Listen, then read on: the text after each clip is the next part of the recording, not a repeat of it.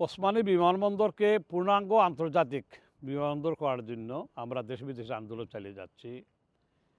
আপনারা জানেন আজ থেকে 22 বছর আগে 2002 সালে ওসমানী বিমানবন্দরকে আন্তর্জাতিক বিমানবন্দর ঘোষণা করা হয়েছিল।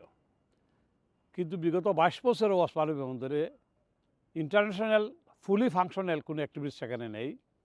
বাংলাদেশ বিমান ছাড়া কোনো এয়ারলাইন সেখানে উঠানামা করে না। অথচ শাহ আমানত বিমানবন্দর চিটাঙ্গের যেখানে ইন্টারন্যাশনাল এয়ারপোর্ট সেখানে প্রতি সপ্তাহে 4 থেকে 5টি ফ্লাইট উঠানামা করে, বিদেশি ফ্লাইট। আমরা সিলেটবাসীরা বৈষম্যের শিকার।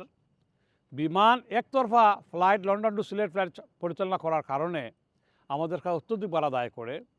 যুক্তরাজ্য প্রবাসীরা কখনো 1500 বন, কখনো 1800 বন, কখনো 1200 বন বিভিন্ন হাই ফেয়ার দিয়ে দেশে যেতে হয়।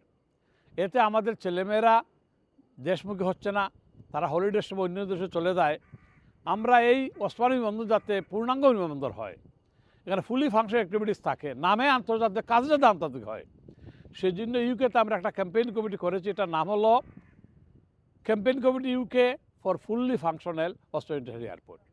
এই সংগঠনের মাধ্যমে ইতিমধ্যে আমরা মাননীয় প্রধান উপদেষ্টা নোবেল লরেট ডক্টর ইউনূস সাহেবকে আমরা স্মারকলিপি দিয়েছি। আমরা সিলেটে মানববন্ধন করেছি, সিলেটে সাংবাদিক সম্মেলন করেছি, লন্ডনে সাংবাদিক সম্মেলন করেছি এবং যুক্তরাজ্যের বিভিন্ন শহরে আমরা পাবলিক মিটিং, আমরা ক্যাম্পেইন চালিয়ে যাচ্ছি। আমাদের দাবি হচ্ছে যে যতদিন পর্যন্ত ওসমানী এয়ারপোর্টকে ফুললি ফাংশন না করা হবে ততদিন মতো আমরা আন্দোলন চালিয়ে যাব। ইভেন যদি প্রয়োজন হয় আমরা রেমিটেন্স আমরা বন্ধ করব, প্রয়োজনে আমরা বিমান বয়কট করব। কিন্তু আপাতত আমরা সে কর্মসূচি না দিয়ে আমরা সরকারের কাছে অনুমোদন করতেছি এবং আমরা ইতিমধ্যেই দ্যাট মিনস আগামীকাল আমরা মাননীয় হাইকমিশনার আবিদা ইসলামের সাথে আমরা দেখা করছি এই ইস্যুতে।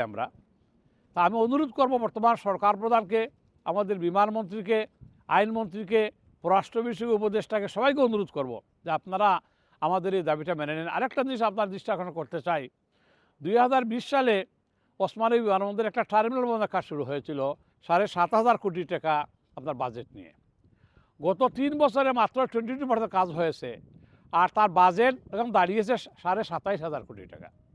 অথচ 2020 সালে শাহজালাল বিমানবন্দরে ঢাকায় একটা টার্মিনাল নির্মাণের উদ্যোগ নেওয়া হয়েছিল, সেটা তার সময়ের ভিত্তিতেই 2 বছরের ভিত্তিতে সমাপ্ত হয়েছে এবং আগের প্রধানমন্ত্রী উদ্যোগ করে গেছেন।